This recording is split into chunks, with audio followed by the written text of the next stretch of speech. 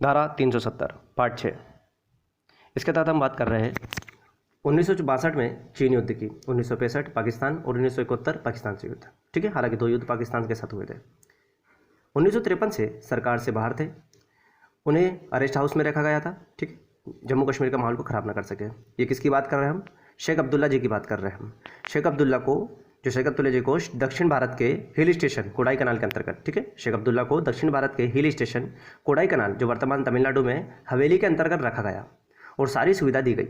केवल कॉल करने की सुविधा नहीं दी गई, जिससे ये जम्मू कश्मीर के हालात को और बिगाड़ना रहे।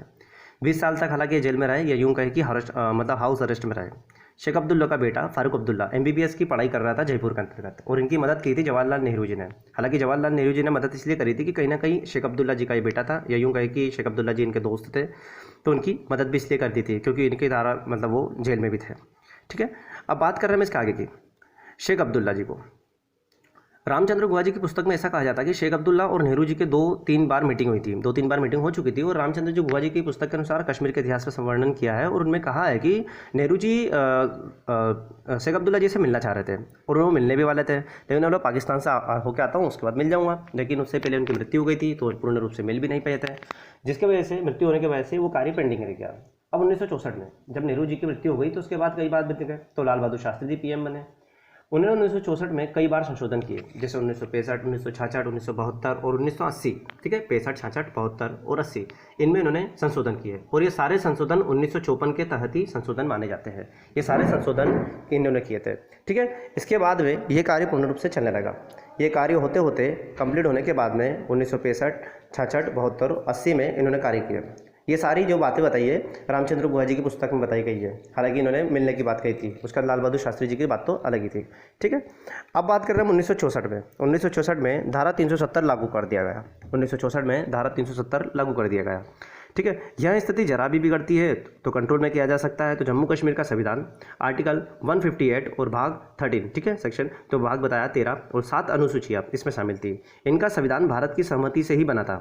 ठीक है, तो इनके संविधान की प्रस्तावना आर्टिकल 3 के अंतर्गत ये है कि जम्मू कश्मीर जो कि भारत का हिस्सा है, था और रहेगा, ऐसे उन्होंने बात करी आर्टिकल 3 के अंतर्गत जम्मू कश्मीर के संविधान में, जो उसकी प्रस्तावना में भी बोलता है। अब आर्टिकल 5 में अवशिष्ट शक्तियाँ जम्मू कश्मीर राज्य को दी गई थी। ठीक है, आर्टिकल 5 में अवशिष्ट शक्तियाँ जो थी जम्मू कश्मीर राज्य को दे दी गई। जैसे USA के पास सभी राज्यों के पास अवशिष्ट शक्तियाँ थी। ठीक है, जैसे USA के जितने भी राज्य थे उसके पास अवशिष्ट शक्तियाँ थी, जैसे जम्मू कश्मीर के पास भी दे दी गई। अब आर्टिकल 6 से लेकर 10 तक की बात कर रहे हैं हम। आर्टिकल 6 से लेकर 10 तक की जो स्थायी नागरिकता से संबंधित है, जिन्हें विशेष अधिकार मिलते हैं, मतलब विशेष अधिकार मिलते हैं आर्टिकल 6 से लेकर 10 तक के अंतर्गत। ठीक है, अब बात कर रहे हैं हम आर्टिकल 92 की, इंपॉर्टेंट आर्टिकल की बात कर रहे हैं हम। राज्यपाल शासन यदि वहाँ का शासन राज्य के हिसाब से ना चल रहा हो, मतलब वहाँ का शासन अगर राज्य के हिसाब से ना चल रहा हो, तो वहाँ पर राज्यपाल शासन लगाया जा सकता है, और इसका अधिकतम समय 6 माह तक हो सकता है। मतलब आर्टिकल 92 के तहत ये बोला गया है कि जो राज्यपाल शासन है, यदि वहाँ शासन राज्य हिसाब से ना चले, तो वहाँ पर राज्यपाल शासन लगाया जा सकता है और 6 माह तक लगा सकता है। ठीक है, अब सवाल यहाँ था कि 6 महीने बाद क्या होगा। विधानसभा 6 साल कार्य कैसे करती है? तो अनुसूचित जाति और आरक्षण मिलता था, कुछ समय बाद अनुसूचित जनजाति को भी आरक्षण मिलने लग गया। इसके अलावा वहाँ विधान परिषद थी, ठीक है, जिसमें 36 लोग थे। 36 लोग थे, जिसमें से विधानसभा कुल जो व्यक्ति थे इसमें 111 लोगों की होती थी। विधानसभा जो होती थी, परिषद में तो 36 लोग होते थे, और विधानसभा में कुल 111 लोग होते थे। ठीक है, जिसमें से 87 लोग भारत के होते थे या जम्मू कश्मीर के बोलते हैं।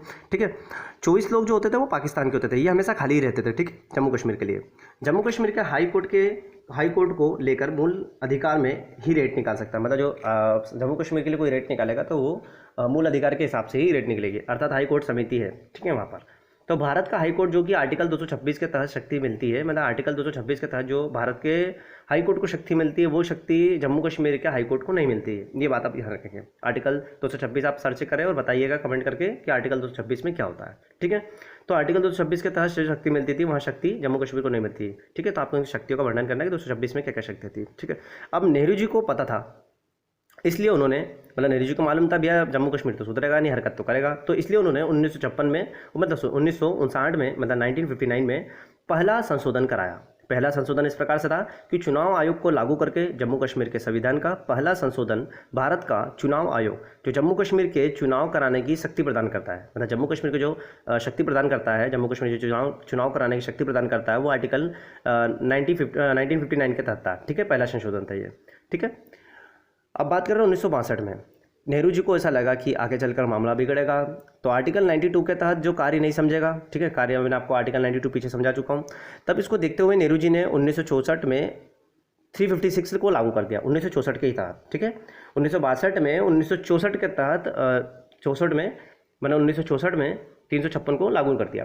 अब लाल बहादुर शास्त्री जी सरदार वल्लभ भाई पटेल, मतलब लाल बहादुर शास्त्री जी सरदार वल्लभ भाई पटेल जी की ही परंपरा के व्यक्ति थे, मतलब कहीं ना कहीं सोच इनकी एक जैसी थी। तो 1964, 65, 66, 72 और 80 में आदेश पर आदेश निकालना शुरू कर रहे, ठीक है। यह सारे आदेश, राष्ट्रपति आदेश जो आपको 1954 में बताया था, वो पुराने आदेश के अंतर्गत था। 1965 में सदर रियासत को राज्यपाल, वजीर आजम को मुख्यमंत्री का पद दे दिया गया।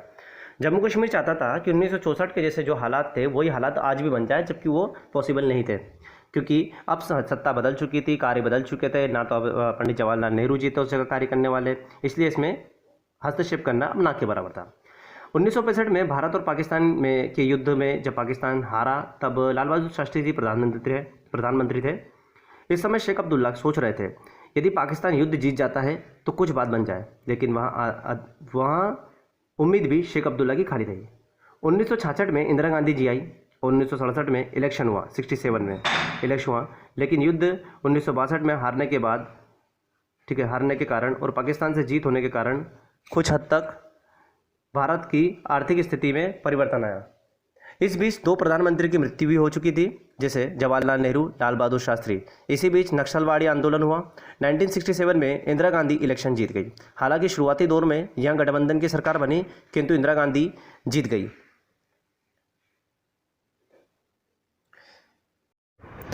वीडियो अच्छा लगता है तो लाइक करें, शेयर करें। जय हिंद।